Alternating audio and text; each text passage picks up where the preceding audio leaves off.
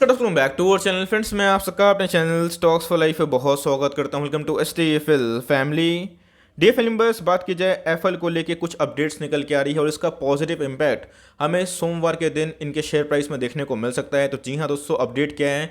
सबसे पहले ASM list को लेके एक बड़ी अपडेट आ रही है। दूसरा, डायरेक्टर के रीअपॉइंटमेंट को लेके भी एक न्यूज़ है। और तीसरी की बात की जाए, शेयर होल्डर्स ने फाइनली मंजूरी दे दी है इनके स्प्लिट को लेकर, जो कि मार्केट में अनुमान भी था कि वो मिल जाएगा। लेकिन अभी की बात की जाए तो एफएल ने बीएसई को इन्फॉर्म कर दिया है कि शेयर होल्डर्स का अप्रूवल मिल चुका है। और इधर पे क्या डेट्स निकल के आ रहे हैं वो भी मैं डिस्कस करूंगा। एफएल की बात की जाए तो एक लीडिंग एड वाले बिजनेस से, और मैंने आपको बहुत बार बताया भी था। लेकिन इधर पे बात यह है कि हमें एक ब्रेकआउट देखने को मिल रहा है। वीकली चार्ट की बात की जाए तो गैस अगर उस चार्ट पे ब्रेकआउट होता है तो ये और भी इधर से तेज भाग सकता है। तो मैंने बहुत सारे कमेंट्स ऐसे किए कि सर मैंने तो लिया 4100 पे 4200 पे, लेकिन अभी की बात की जाए तो बहुत ही कम खरीद पाया, फिर मैं नहीं खरीद पाया फियर के मारे। तो इधर पे क्या करना चाहिए, और सबसे इंपॉर्टेंट चीज़, अगर आप इधर पर शॉर्ट टर्म के लिए भी लेना चाहते हैं स्प्लिट के पहले, तो रणनीति क्या होगी और इसका इम्पैक्ट हमें सोमवार के दिन क्या पड़ सकता है, सब कुछ मैं डिस्कस करूंगा। चैनल फर्स्ट टाइम होंगे सब्सक्राइब कर सकते हैं इस तरह की क्वालिटी कंटेंट को सबसे पहले एक्सेस करने के लिए। Now without delaying any for time, let's begin. एक बात हमेशा याद रखिएगा, जब मार्केट में बियर फेस होता है, जब मार्केट में कोई भी स्टॉक बहुत क्रैश होता है, तो उधर पे गुड न्यूज़ भी कुछ काम नहीं आता है। इसके पहले एफएल ने जब स्प्लिट का अनाउंसमेंट किया था, मुझे अच्छे से याद है, एफएल का शेयर प्राइस 4000 के पास था, उसके बाद 238 पे चला गया था। तो बहुत लोगों ने उधर पे 3500 का टारगेट दिया, बहुत लोग अभी भी खरीद नहीं पाए हैं। लेकिन मैंने क्या बताया कि जब सेंटीमेंट चेंज होता है तो वही जो न्यूज़ है उसका जो ऑप्टिमिज्म है कुछ ज़्यादा ही हमें देखने को मिलता है। तो टेक्निकली अगर आप देखें तो एफएल 6200 का स्टॉक देखने को मिल रहा था, और 5200 का जो कि वेबी प्राइस था, इसको आज नहीं तो कल आना ही था। बिकॉज जहाँ पे बड़े निवेशक एंट्री करते हैं तो उस लेवल को हमेशा याद रखिएगा कि कौन से भाव पे बड़े निवेशक एंट्री कर रहे हैं और कौन से भाव पे बड़े निवेशक एग्जिट कर रहे हैं। तो जी हाँ दोस्तों, उस भाव पे आज के दिन हमें ऊपर मतलब ट्रेड करता हुआ देखने को मिल रहा था। मतलब लास्ट डे में बात बोल रहा हूँ। लेकिन अभी की बात की जाए तो गैस इसमें जर्नी और भी मजबूत हो सकती है। बिकॉज जैसे जैसे स्प्लिट सामने आएगा वैसे वैसे सेंटीमेंट और भी पॉजिटिव हो सकता है। लास्ट डे की बात की जाए तो आप देख सकते हैं कि हमें 3% के आसपास तेजी देखने को मिल रही है। अगर एएसएम नहीं होता तो गैस इसमें और भी तेजी मिलने की उम्मीद थी। पास्ट 1 मंथ की बात की जाए, आप देख सकते हैं कि 28% की रैली हो चुकी है। बट मैंने क्या बताया कि देखने का दो पहलू होता है। एफएल की बात की जाए तो अभी भी 6200 का स्टॉक देखने को मिलता है। लेकिन आप अगर लॉन्ग टर्म विजन से काम करते हैं तो उधर पे अभी भी एक मौका बन सकता है।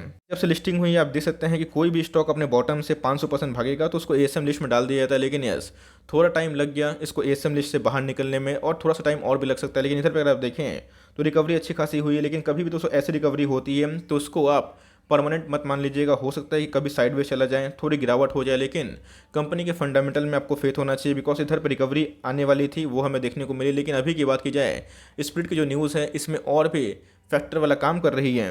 आप देख सकते हैं कि बीएसई जो इंडिया है उधर पे अभी की बात की जाए तो एएसएम लॉन्ग टर्म स्टेज 2 में इसको डाल दिया गया है। इसको भी डाल दिया गया है। मैंने हिंदुस्तान फूड का चेक किया, उसको भी डाल दिया गया। तो जी हाँ दोस्तों, अगर आप रिफ्रेश करेंगे तो ये स्टेज 3 में दिखाएगा। लेकिन फिर से अगर आप रिफ्रेश करेंगे तो स्टेज 2 में आ जाएगा। टेक्निकली अगर आप देखें तो लास्ट वीक में जो रिव्यू पीरियड हुआ था उस पीरियड में एफएल को स्टेज 2 में आ जाना चाहिए था। लेकिन अभी की बात की जाए तो गैस वो एक वीक लेटर हो चुका है। तो मेरे हिसाब से ये जो डेटा आपको देखने को मिल रहा है, अगर आप रिफ्रेश करेंगे, अगर 3 दिखाता भी है तो कोई दिक्कत वाली बात नहीं है।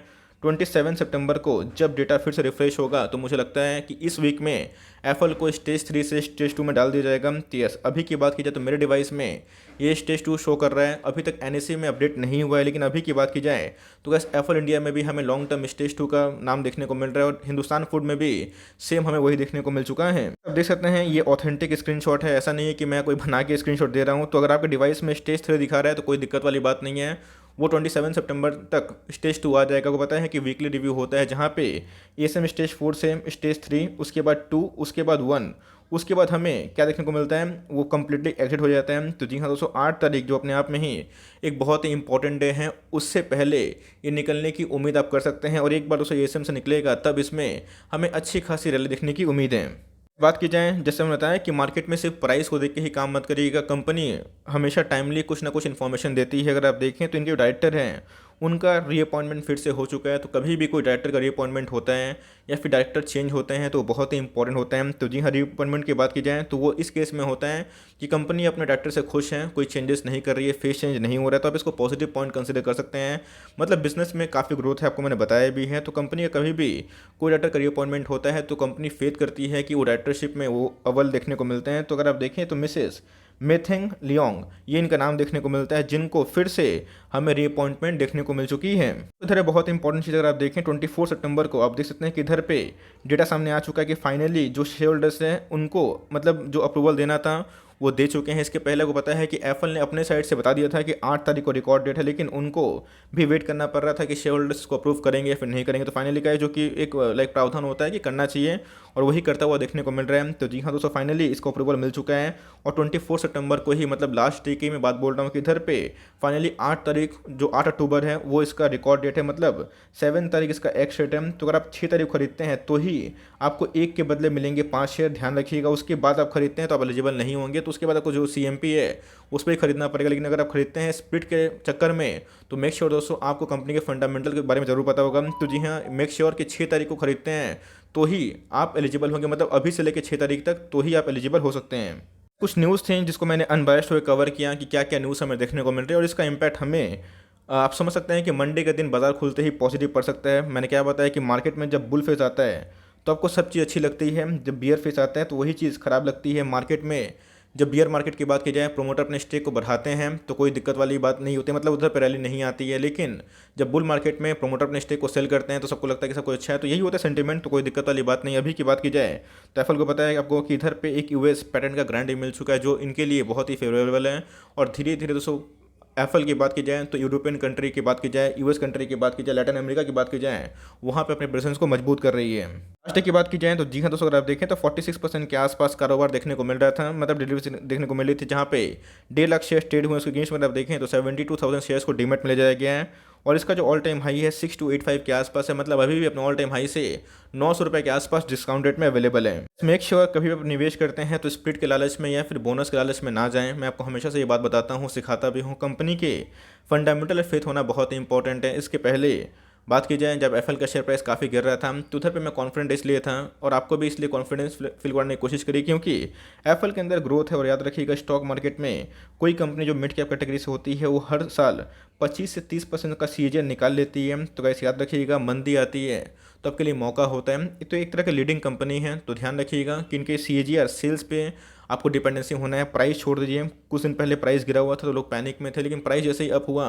तो लोगों का नजरिया चेंज हो गया। तो इससे कभी कंक्लूजन मत निकालिएगा। कंपनी के सेल्स सही होते हैं, कंपनी के प्रॉफिट सही होते हैं, कंपनी सस्टेन कर पाती है आने वाले 5-10 साल, तो भाई वही पैसे बनाएगी नो मैटर कितना ही प्राइस गिर जाए। यहाँ पे दोस्तों मार्केट ऑल टाइम हाई पे है तो बल्क निवेश करने से थोड़ा सा अवॉइड करें। मैं बताऊंगा रणनीति, बिकॉज एप्पल की बात की जाए तो एक मिड कैप कैटेगरी का स्टॉक है। मुझे पक्का यकीन है कि आने वाले कुछ सालों में, कुछ 1-2 सालों में ये 25,000 करोड़ के भी मार्केट कैप को हिट कर सकती है। ऐसा मैं इसलिए बोल रहा हूँ बिकॉज एप्पल के जो EPS है हमें कंटिन्यूसली बेसिस पे बढ़ते हुए दिखाई पड़ रहे हैं। तो अगर आप देखें तो अभी भी आपको डिस्काउंटेड रेट में अवेलेबल है और एक बार ये 5500 का लेवल तोड़ता है, 5600 का लेवल तोड़ता है तो आपको यही स्टॉक का प्राइस में और भी तेज़ी देखने को मिल सकती है। एप्पल की स्टॉक प्राइस की बात की जाए, मतलब स्टॉक पी की, तो अभी की बात की जाए तो 93 के आसपास हो चुका है। इसके पहले एप्पल में जब गिरावट हो रही थी तो गाइस ये 70 का पी पे भी आ चुका था, लेकिन उसके बाद एक अच्छा खासा रिवर्सल देखने को मिल रहा है। कंपनी का अगर आप ROC देखें और ROE देखें जो अपने आप में ही माइंड ब्लोइंग है, 40% के आसपास ROC बहुत ही टॉप नॉच होता है। ROE की बात की जाए तो 45% के आसपास है। इसका मतलब कंपनी का नेट प्रॉफिट काफ़ी अच्छा है। कंपनी की फेस वैल्यू की बात की जाए 10 दिखाई पड़ती है। पैटर्न भी काफ़ी हमें डिसेंट दिखाई पड़ती है, 60% के आसपास है। FIS और DS का भी एक अच्छा खासा स्टेक देखने को मिलता है। और बात कीजिए पब्लिक की तो उनका भी दोस्तों अच्छा खासा इंटरेस्ट दिखाई दे रहा है। मैं न्यूज़ कवर की बताया कि ASM के स्टेज 2 में अभी भी BSE में दिखाई दे रहा है, लेकिन हो सकता है कि वो अभी दिखाई ना दे पड़े अगर आप रिफ्रेश करो तो। लेकिन मंडे को आप उम्मीद कर सकते हैं कि इधर पे स्टेज 2 में कंपनी आ जाएगी। लेकिन अगर आप देखें डेली चार्ट में इसने अपना ब्रेकआउट दे चुका है। इसके पहले ही मैंने बताया था कि एक रेजिस्टेंस है जो 5200 के लेवल पे इसको देखने को मिल सकता है और दोस्तों उसने तोड़ दिया है। अभी की बात की जाए ये पूरा जर्नी 256 के आसपास करा है। लेकिन अगर आप देखिए वीकली चार्ट में तो कंडीशन कुछ और निकल के आ रही है। इधर पर अगर आप देखें तो वॉल्यूम्स बढ़ रहे हैं, इसका मतलब धीरे धीरे बायर्स इंटरेस्टेड हो रहे हैं। और जो इसके पहले ओवरसोल्ड जोन में दोस्तों कंपनी का शेयर प्राइस था, अभी की बात कीजिए तो ओवरबॉट जोन में हो चुका है। मतलब कंपनी का शेयर प्राइस 1 डे के टाइम फ्रेम में काफ़ी मजबूत हो चुकी है। अगर आपने मेरी टेक्निकल सीरीज देखी होगी तो मैंने आपको उस समय एक्सप्लेन भी किया था कि कभी भी लॉन्ग टर्म जो ट्रेंड होता है उसमें वीकली चार्ट बहुत ही इंपॉर्टेंट हो जाता है। आप देख सकते हैं कि इधर पे आपको मैंने उस समय बॉलिंजर बैंड के बारे में सिखाया था, RSI के बारे में सिखाया था, मनी फ्लो इंडेक्स के बारे में सिखाया था। आप देख सकते हैं कि इधर पे जो मनी फ्लो इंडेक्स है 30 के आसपास हो चुका था और वीकली चार्ट में कभी भी इस तरह कंडीशन होता है तो वो स्टॉक में एक रिवर्सल आने के चांसेस हैं। और आप देख सकते हैं कि इसके पहले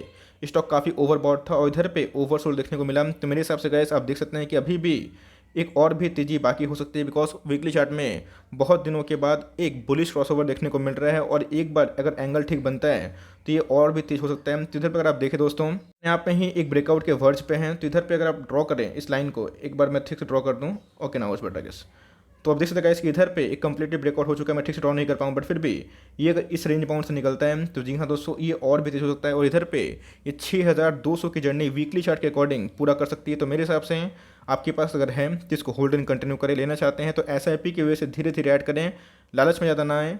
ऑफ कोर्स ये कंपनी ऑल टाइम हाई से काफ़ी डिस्काउंट रेट में अवेलेबल है, लेकिन अगर आपको घुसना है तो मेक श्योर शॉर्ट टर्म के लिए तो 4850 का आपका SL रेडी होना चाहिए।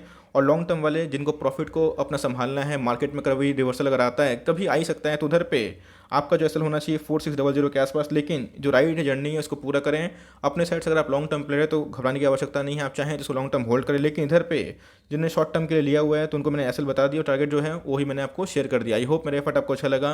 वीडियो अच्छी लगी तो एक लाइक कर दीजिएगा, चैनल फर्स्ट टाइम होंगे तो याद से सब्सक्राइब करना भूलिएगा। फर्दर कोई डाउट उसको ड्रॉप कर सकते हैं, कुछ रिव्यू चाहिए उसका नाम भी ड्रॉप करना भूलिएगा। I would love to make a video on your demand guys. मिलते हैं जल्दी ही, तब तक के लिए bye. Thanks for listening friends, God bless you all.